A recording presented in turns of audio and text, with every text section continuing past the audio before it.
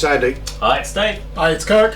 Welcome to the A.D.K Rock and Metal channel, and today we are going to be using our discussions review chat generator to decide what we're going to be looking at. It's Kirk's turn to hit the button, so whenever you're ready.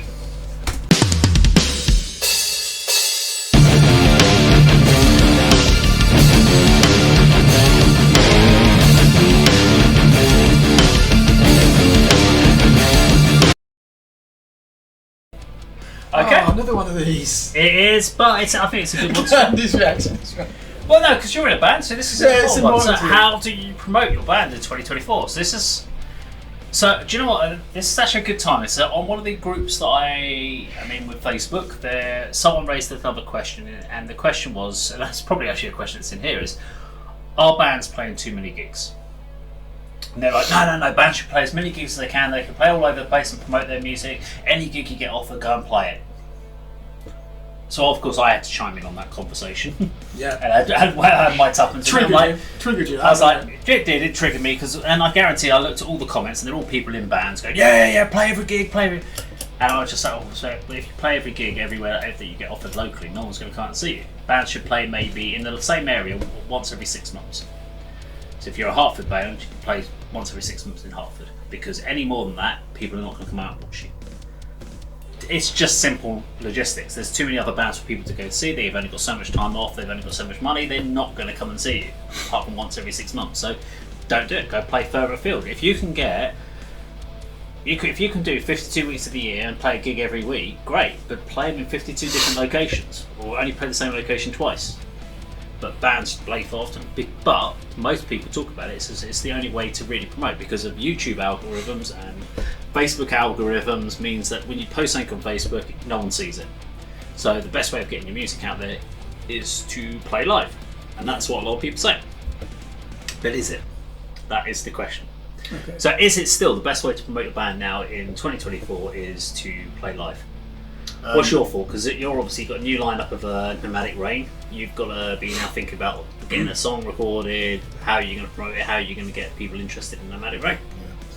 Just following up on what you said about sort of Facebook and social media algorithms, I think Rage Sadler from Kane has highlighted this recently. You know, it's a problem. You know, how do you get it out there without sort of paying for promotional adverts? So I think you mentioned it. Was it one of our videos or one of your telescribe projects?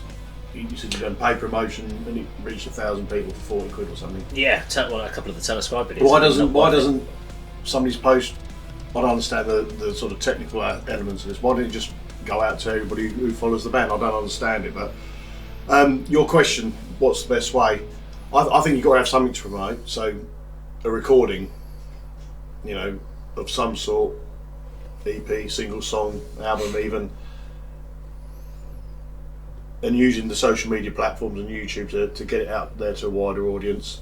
But then playing live is important as well. But you don't, as you said, you don't want to saturate the local market, but then you don't want to be travelling to Doncaster where nobody knows you and it being an expensive weekend away, play to 3 people and a dog, unless you can jump on an established local band or a touring band. It's like everything nowadays. It's so difficult, isn't it? Well, here's a good to separate yourself from everybody else. So when I was putting together one of the A.D.K presents bills, I was going up to people going, right, and there were particular bands I went to, and I was like, I'd like you to do the headline.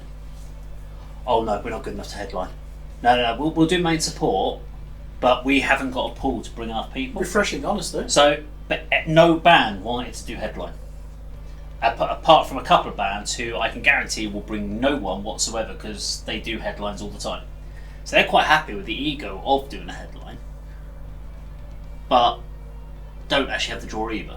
So I was like, well, then that's my job as a promoter to make sure that if you... I picked the bands based on their social media work, their image, the content they've got available for me to promote. I looked at it and went, you've got a good package there that I can build a promotion around.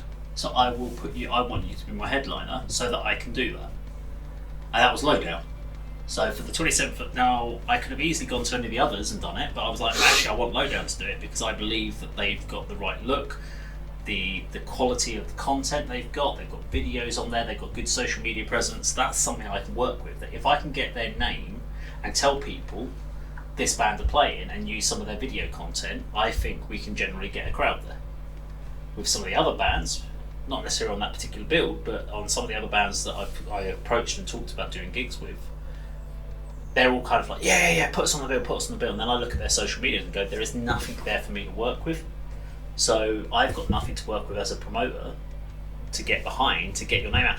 And categorically, as a promoter of a gig, my job is to promote that gig, not to promote that band. So it's not my job to create low down content. It's the event. It's not my job to create broken calling content or any of those guys. It's not my job to do that. My job is to go, let anyone that knows about these bands go, by the way, these bands that you love are playing at this venue, come and watch them, come and check them out. That's my job. That's all I need to do. If you're going, well, no one knows about who we are, that's not my failing, that's the failing of the bands. And that's where a PR company comes in. And I think a lot of bands expect promoters to be PR companies. Difference being is, band pays a PR company to promote your band. You want a promoter to promote your band as well, whilst not paying them for doing it, and then get a bit fucking arsey with them when the people don't turn up. So that's the key thing about the difference between PRs and promoters. So I think live can do it, but no band wants to take that step up. And what worries me when you ask someone to be a headliner is they'll go, we haven't got the pool. You kind of go, well, how are you going to get that pool? What's your change? Playing gigs is obviously not doing it. You're picking up the odd people that have come to see, like friends of friends that come along, and you're picking up friends in bands that are doing it. But we're also seeing bands that have been doing this for years, work in the local scene, and are still working the local scene, but don't have a big enough following to pick up a headline slot. So I don't think the gig thing is the thing that people want. Everyone keeps going, it's the only thing. But I think it's because it's the only thing you have control over. It's the only thing that people know. Play a gig is your way of promoting because it's something you can do. Yeah. And the YouTube algorithm, everyone knows you put a post on it and you're like, well, we've done videos, we've talked about like putting YouTube videos out, and we're like, why have we only had 62 views on our video? Is it because our videos are shit? And we look at it and go, it may not be the content everyone wants to watch, but with the billions of people that watch YouTube, why have we only had 62 views? Simply put, we're going up against 1.8 million other views. Yeah. Really interesting for us on YouTube right now is our most popular video is a video we put out over a year ago. For whatever reason, YouTube decided to push it, and suddenly we're now getting thousands of views on that video from a reaction we did to a guy called Jin-san from Japan, that we did a video of his acoustic guitar playing or something like, or his personal song, and that suddenly it did fuck all for us when we posted it, but for some reason YouTube's just gone, fuck it, we'll start pushing that now. And it's gone blow up, and that's why some of our videos come out later. But is it a case that you have to do regular posts? Do you have to post every day at different times on Facebook? Does it work? Do you have to join every single bloody group out there, which I seem to be working my way through at the moment, which all it means now is all I get is my entire feed Facebook, is just groups. I unfollow. I've joined a fan group for a band that we've got a video on the channel. Yeah. But to avoid what you've just described, I unfollow the group. I'm still in it, so if we do another one, I can post. And that's the biggest problem I see with the groups, is that you've got all these members in these groups, but then you post it and no one sees it. Hardly anyone ever sees it because no one's actually following the group. So it's a massive piece of work, but I think you can almost rule out, you almost say all the things that don't work. Putting flyers up in towns.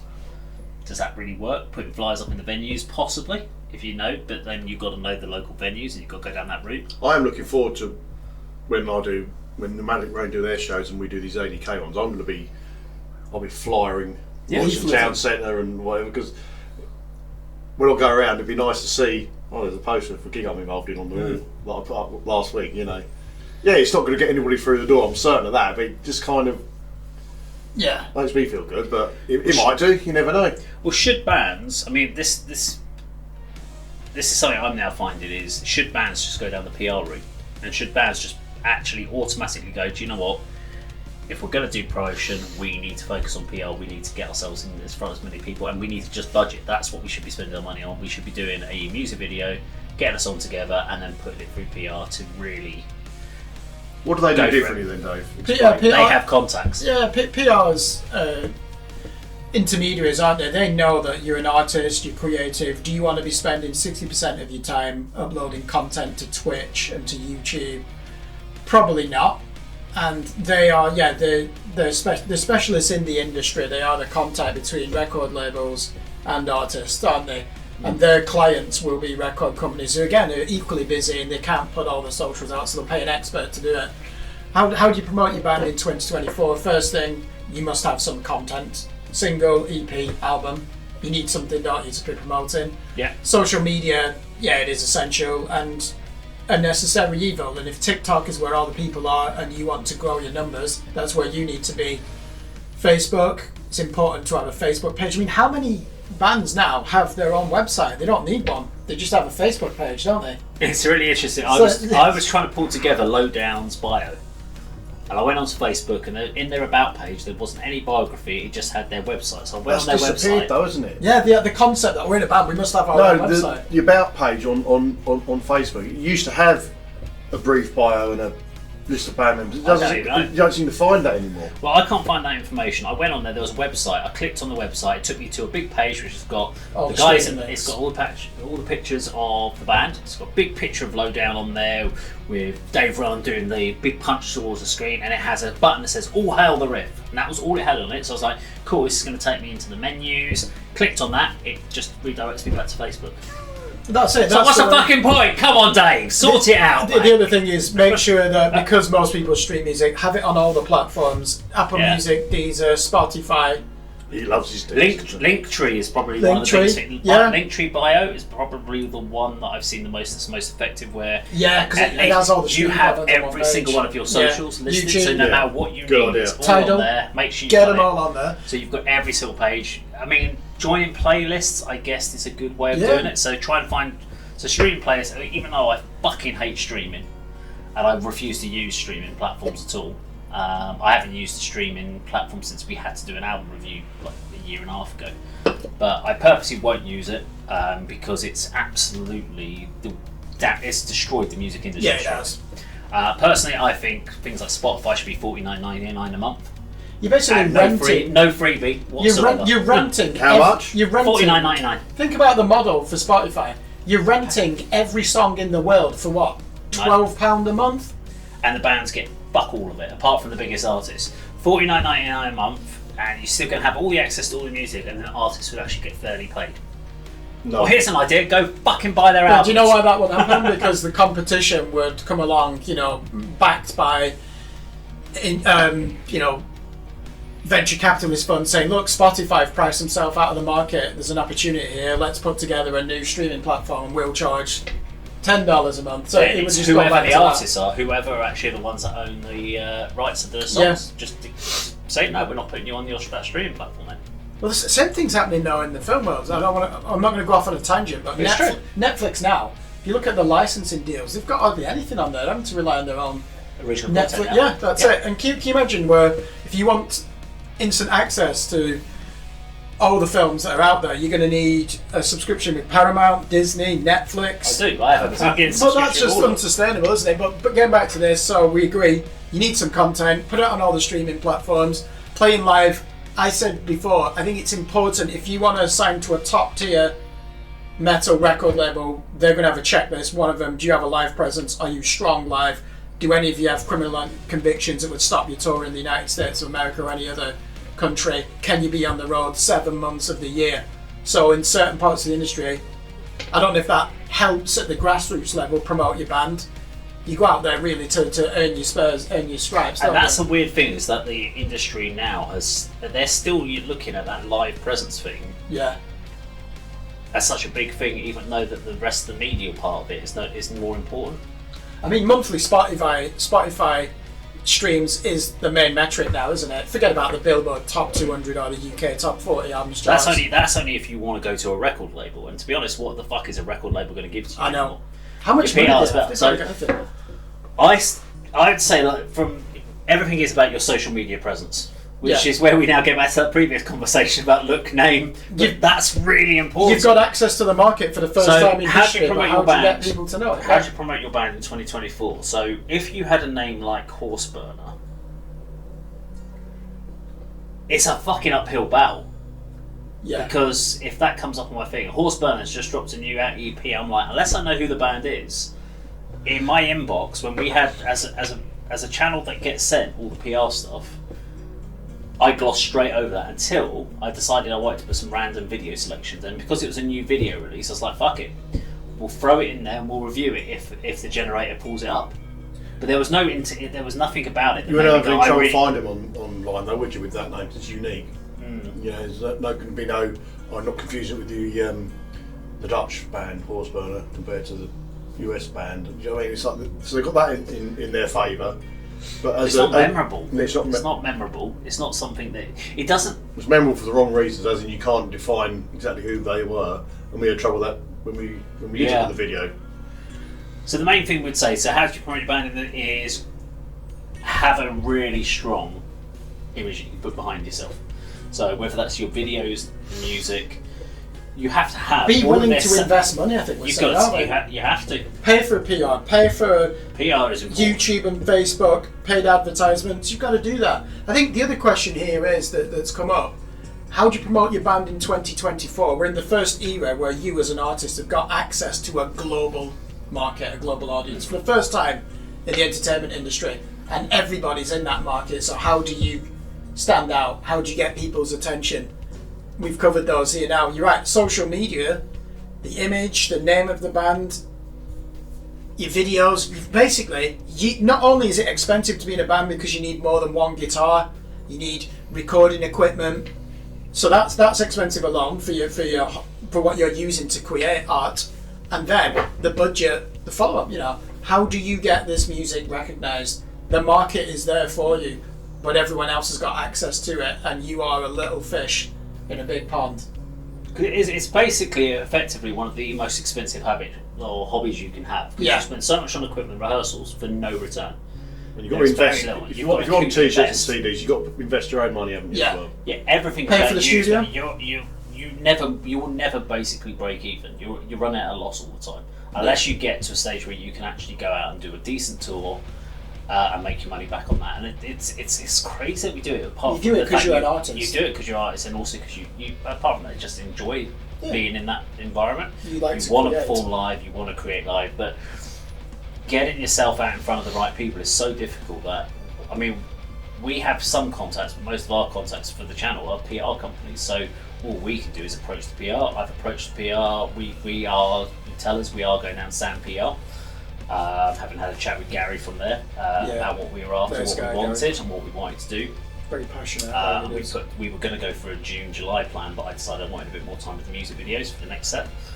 And like for us, we're doing with Tellers, we've got 8 music videos that we're doing, so 1 for every song of the album, and that was important for us that we had content for everything. We've got different content that we're putting out, and we're working on the next album straight away so that we can get back into the swing of things. So having that is really important. Gigs, I think gigs are important. You've got to have, as you say, but PR companies, record labels, etc. will be looking for your live presence. But you've got to be selective. You've got to be. I wonder if bands, do they use enough of the footage from live stuff to use it in PR? It's so easy to record live now, isn't it? Just use an iPhone. Just film it and put posts. I mean, I do. As you know, I record a lot of clips from the shows I go to. Obituary and Conjure, you filmed that, didn't you? Yeah, but they're not going to use it. But some local bands say to you, "Oh, can you send me that footage, or can we use it?" But you then don't see it, you know, cobbled together with other footage to make a little promo reel. Yeah. Which is a little disappointing because they've asked for it personally, but you know, and the stuff you record for the channel, I don't know how much sort of interaction you have with the bands regarding the stuff we do on the channel, but it's there to use. You know, Plague Fatale and all the Sky Helen, she always puts her GoPros up, but I don't see much. You know, you'd think she would use that more and sort of promote the band. I think a lot of it is that they're not comfortable using software editing.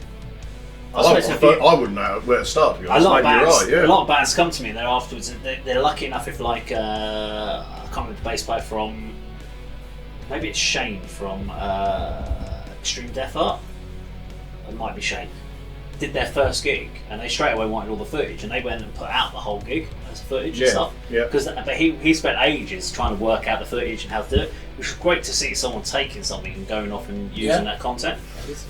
So it's a challenge. I think it is.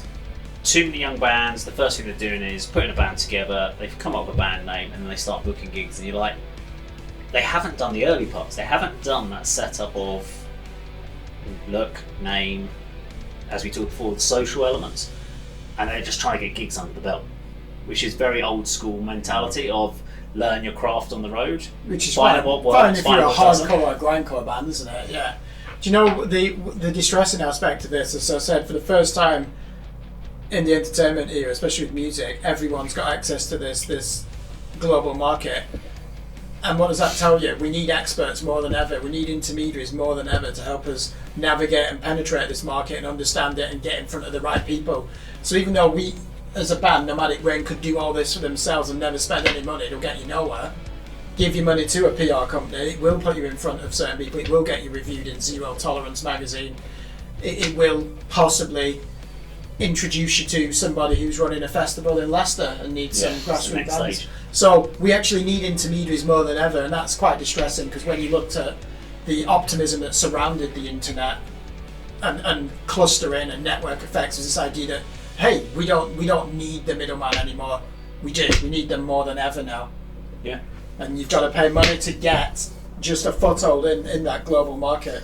So the answer is have good media stuff yourself and pay money to the PR money company. Save is up your what money. it generally just came to. Yeah. Unfortunately, that is the world. You'd think you'd have all this access now that you could do it with yourself, but unfortunately, with thousands of bands all trying to do it for themselves, it means you've got to stand out from the rest, which is And you need an PR. expert to help you. Yeah. There you go. Let us know what you think in the comments down below. If you enjoyed the video, please do like, share and subscribe, and we'll see you on the video sometime very soon. Take care.